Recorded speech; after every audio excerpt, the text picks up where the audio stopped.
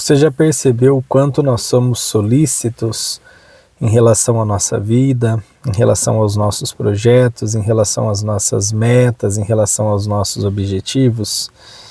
E isso, em até certo ponto, é muito bom, mas existe uma linha que muitas das vezes a gente passa que começa a comprometer um pouco a nossa jornada espiritual. A gente deixa de confiar um pouco na providência divina e começamos a confiar mais no nosso braço, né?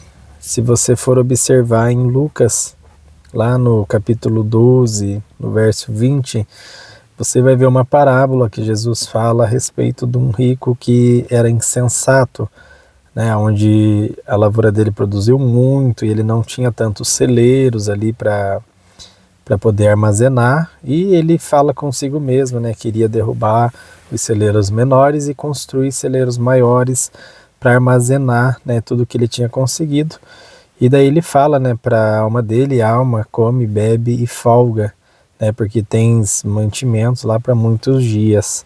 E daí o Senhor Jesus fala, né, que tem uma frase ali que diz: louco, hoje mesmo te pedirão a sua alma, né, e o que tens armazenado para ti, para quem será, né?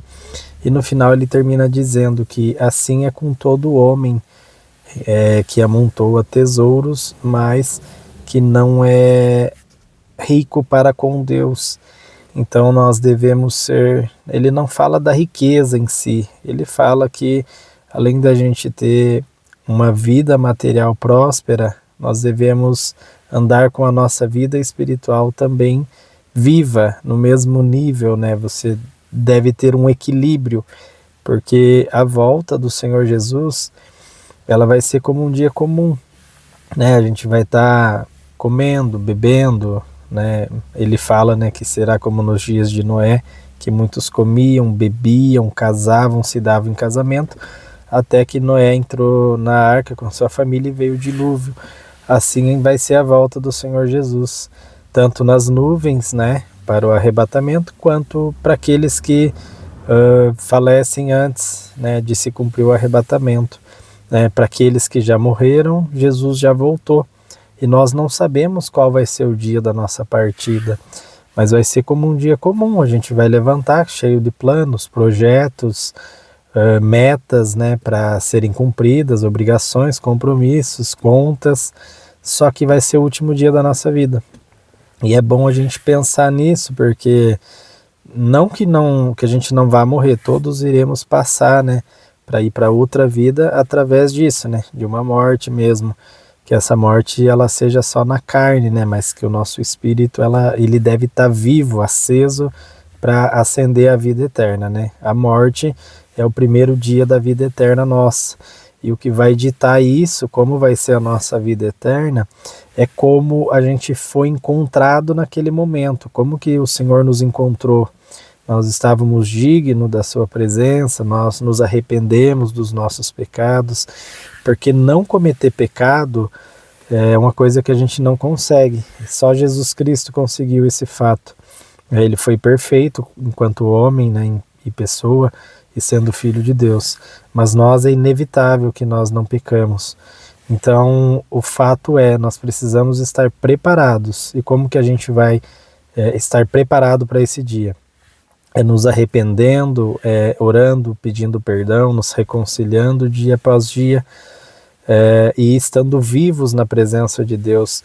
Não vivos assim de frequentar uma igreja simplesmente, de você estar dentro de um culto ou estar dentro de uma missa ou de um outro ajuntamento, etc. Mas é você estar vivo perante Deus, o seu coração, a sua alma estar em um relacionamento com Deus, né? Você vai à igreja uma, duas vezes na semana, uma, duas vezes ao mês, não sei, mas não só o fato de você ir na igreja, mas de você ser a igreja, de algo diferente acontecer dentro do seu interior, né? Você precisa ser transformado, nós precisamos ser transformados para que Deus ele nos encontre preparados para a sua volta, né? Porque pense nisso, viva os seus planos, os seus projetos, os seus sonhos, tenha metas, trabalhe muito, mas sempre eu penso assim, a gente deve dormir e levantar no outro dia acreditando que o Senhor Jesus pode voltar nesse dia, né? Porque se Ele voltar, a gente é preparado, né? E que Deus nos encontre preparado e nos prepare com a sua misericórdia para ser dignos de entrar naquele lar tão glorioso que é a Nova Jerusalém.